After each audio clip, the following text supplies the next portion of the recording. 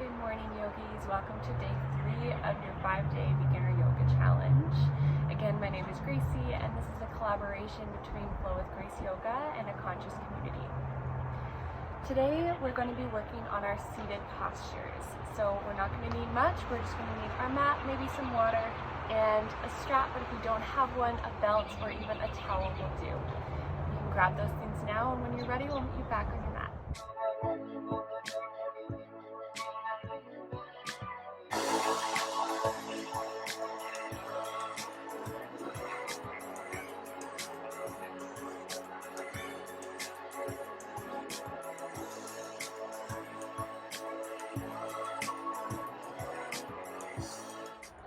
Welcome back, yogis. Now that we have our strap, belt, or even a towel handy, we can get started.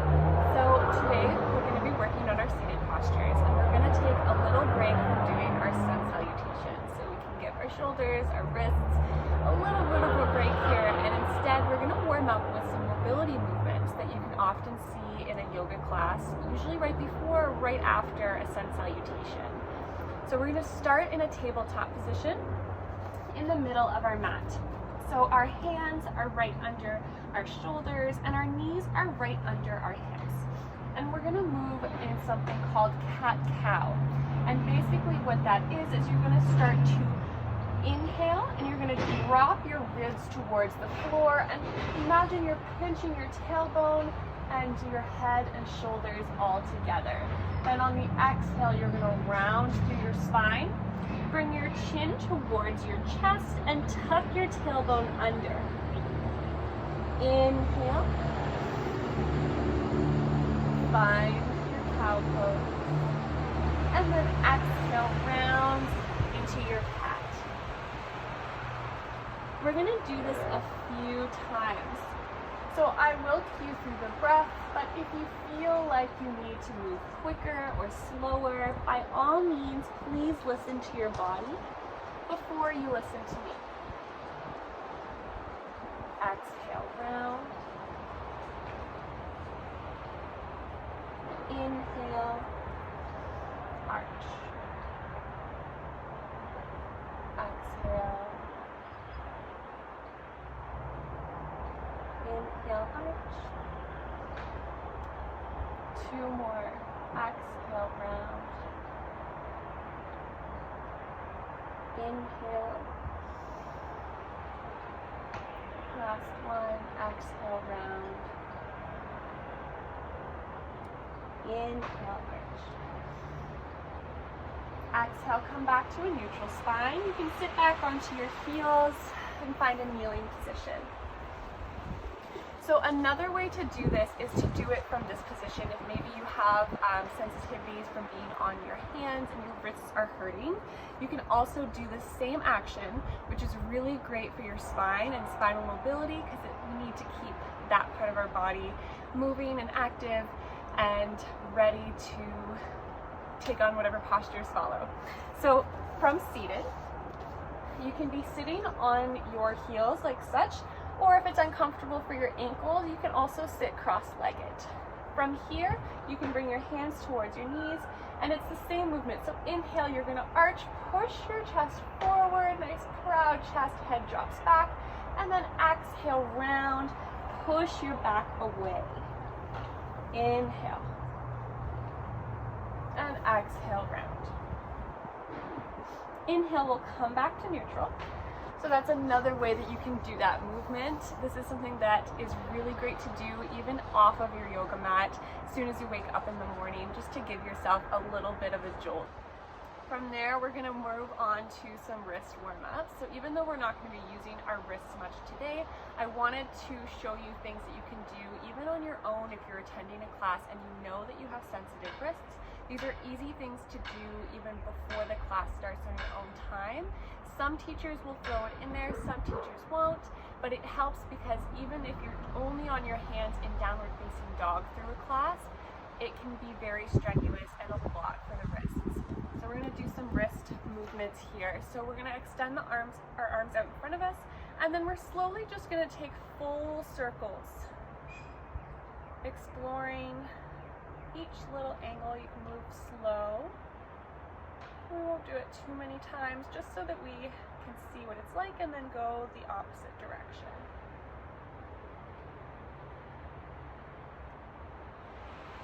Okay. The next thing that we're going to do to stretch our wrists out is, again, from our kneeling position, we're going to come forward, bring the palms on the mat in front of us, but our fingertips are towards our knees, so we're a little bit spun around. Then we're going to start to shift our weight back, pressing our palms into the mat as we do. So this way we're getting a nice stretch through the wrists, a stretch through the forearms, and you can hold this for as long as you'd like.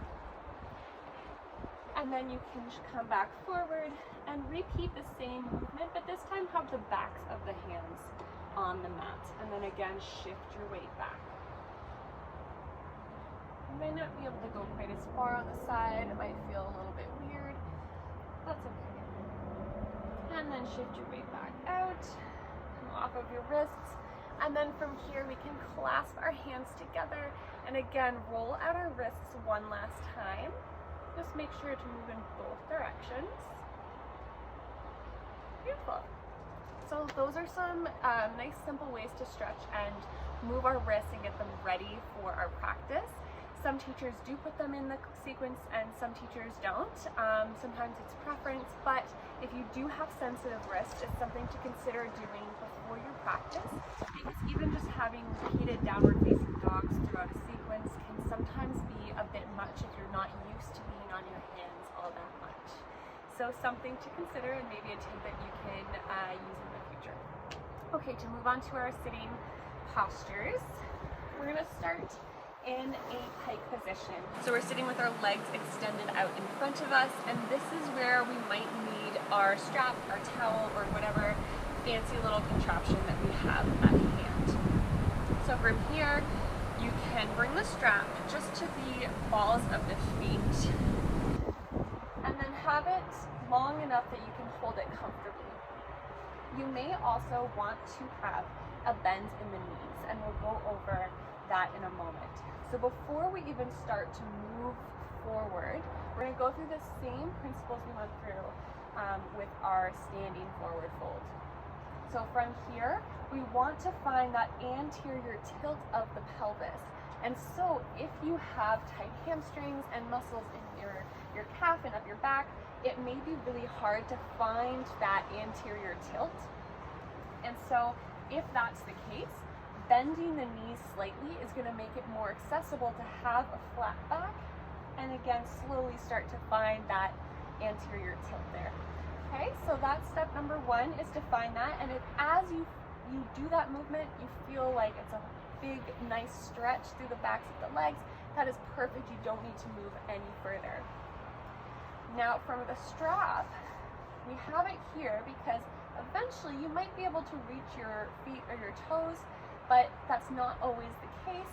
So we can start using a strap here to help pull us forward just to the point where we can start to feel like it's, okay, that's enough of a stretch, and then we can stop there. And eventually over time, you might be able to have straight legs and you might be able to fold forward, but that's not the goal, is to touch your toes. The goal is to have the benefits from increased flexibility in the backs of the legs, for better circulation, better mobility, and all those good things. All right, so this is our seated forward fold. If this is like nothing for you, go ahead, you can get rid of the strap, reach for your toes, reach beyond your toes, as long as you feel a stretch. That's what matters. Okay, so we can set our strap off to the side. And then from here, we're just gonna come into a seated twist. So we're going to keep our left leg extended long, bend our right knee, and then cross the foot to the outside of our left knee. So it's just on the outside of the left leg.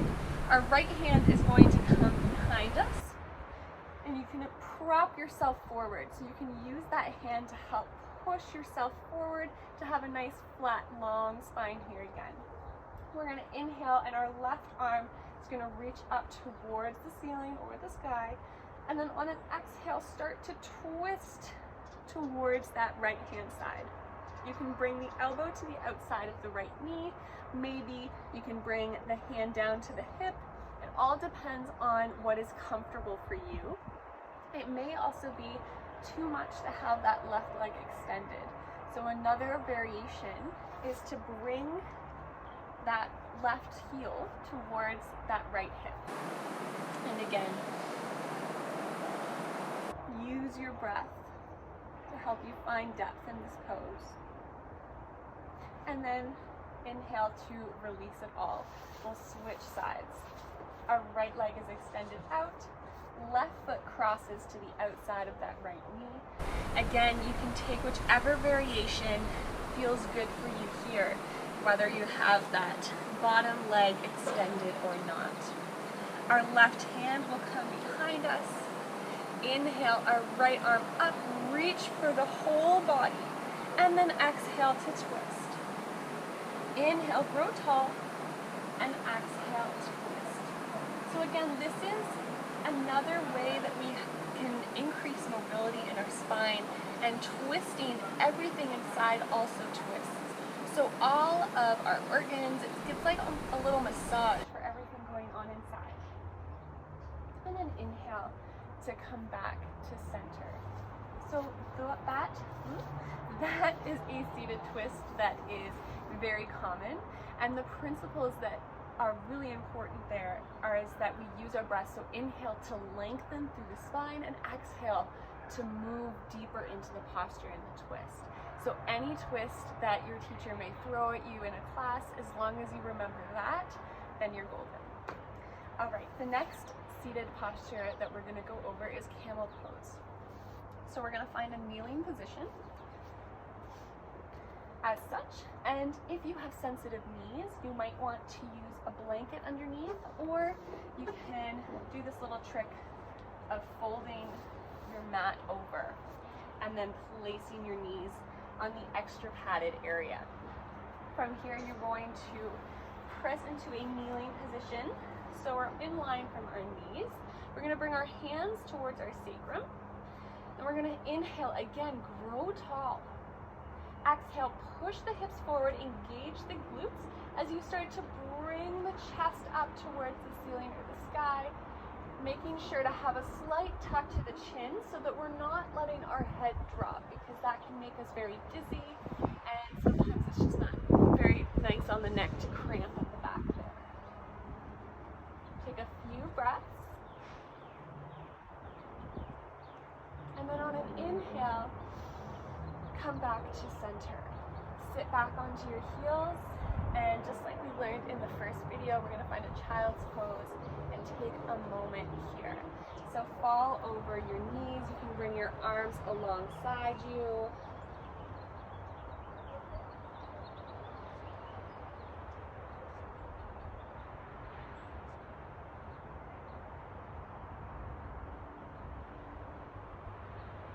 And when you're ready, there is no rush. You can come back up to a kneeling position. All right, so lots to do with the spine so far in our seated position. So that's why it's important to do things like cat and cow warm-ups, just to prepare the spine for what's to come. All right. So the next seated posture that I want to go over with you is butterfly. So sitting on our bums, we're going to bring our feet together, soles of the feet to touch, knees fall out wide. I apologize for the sound behind me. It's a beautiful day. People want to get things done. We can grab onto the ankles with our hands, and you can stay just like this. If you can feel a nice opening and stretch through the inner legs, that's totally fine. If you want to take it a little bit deeper, you can use your hands and your arms here, and again, inhale, grow tall. Exhale, engage your core, and start to gently pull yourself forward. Stopping wherever feels right.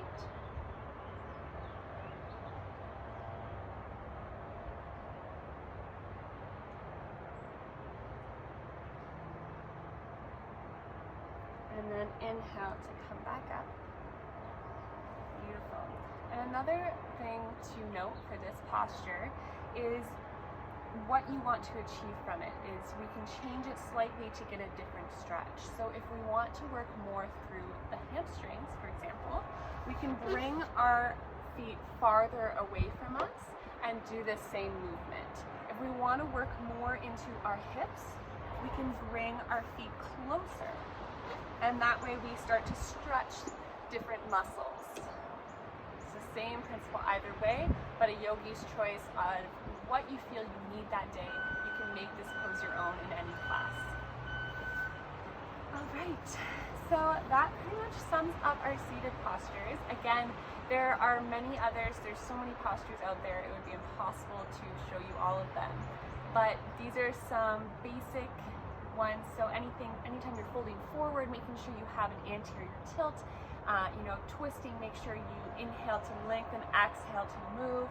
All these little things you can apply to any posture that you come across in a yoga class, and that's going to help you grow your yoga, protect yourself, and really get all the benefits that you can from just about any yoga class that you attend. So I hope you enjoyed this little stretch and movement based seated posture workshop today, and I hope to see you back on your mat tomorrow for day 4 of our 5-day yoga challenge. Have a wonderful day. Namaste.